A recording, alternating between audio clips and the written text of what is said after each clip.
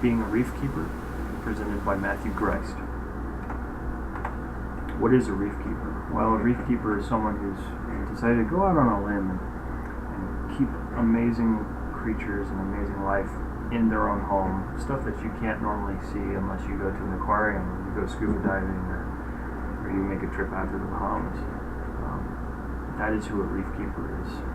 They are also conservationists. They believe in conserving the wild creatures that they keep in their tanks, and they believe in keeping the public informed on how to take care of creatures like this that we may not think about every day, but when we see them, we go awe in their beauty. I am a reef keeper. I have been keeping a reef tank now for about 4 months. This is a picture of my tank. You can see I have some marine life and invertebrates, along with a couple pieces of coral that are growing and aging every day. This has been a long process for me, and I've had some failures, and I've had some great events. One of my failures you can see down there in the middle of the picture.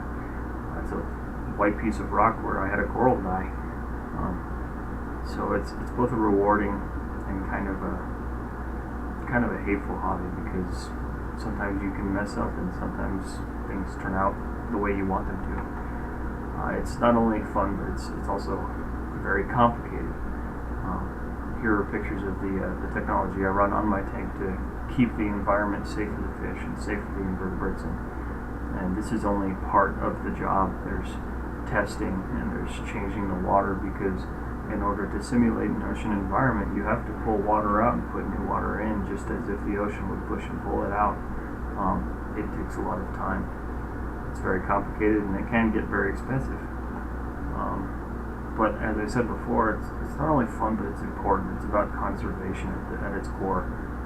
There are people I know who keep corals in their fish tanks that are no longer available or no longer alive because they've been killed by pollution or fracking or any number of things that destroy the environment where these creatures live. And it's very important that we keep these creatures, because not only can we one day replant them in the wild with hope that they'll grow, but we can also allow future generations to see what these creatures are like and see how beautiful they are. It takes a lot of patience. The picture above is my tank at 4 months, and coral has been in there for about a month. And it definitely doesn't grow very fast. The fastest growing coral is the torch coral in the middle of the screen. But after months and years, you get beautiful coral like the picture below. This coral's probably been growing for about a year, maybe 2, but it's fully developed its color. You can see all the little creatures inside the caverns of the coral, the polyps, and overall it's just an extremely beautiful piece and an extremely amazing hobby. People ask me why I chose this hobby.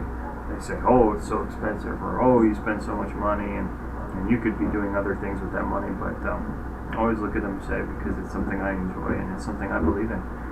I believe that it's very important to conserve the environment and show people that these creatures are there. You may not think of them every day, but they're there, and they're very important to us. They may look pretty and stuff like that, but they all have a purpose. They all do something for the environment in the ocean, and they're dying. There's a lot of destruction of their habitats, and that's why I chose this, because I believe in conserving this for future generations, and I believe in making sure our ocean stays beautiful and doesn't get destroyed by big business. It's also really good to impress your friends. I've had a lot of friends come over, and we'll decide to watch a movie, and they'll be watching the fish tank instead of the movie. And then I find myself doing the same thing, which is hilarious, but at the same time, it's inspiring, because it's so beautiful to look at. It's so fun to watch.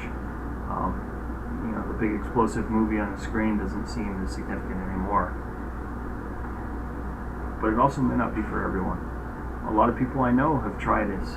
I had one friend who kept trying, he kept going, kept buying new corals and spending lots of money and buying all the new toys you could to try to keep it and support it, but he simply couldn't devote the time to it, and he lost a lot of corals. No matter how many times he tried, he would lose corals and lose fish and lose his invertebrates, and it just ended up not being for him, because as he told told me it was like taking care of a child, but worse.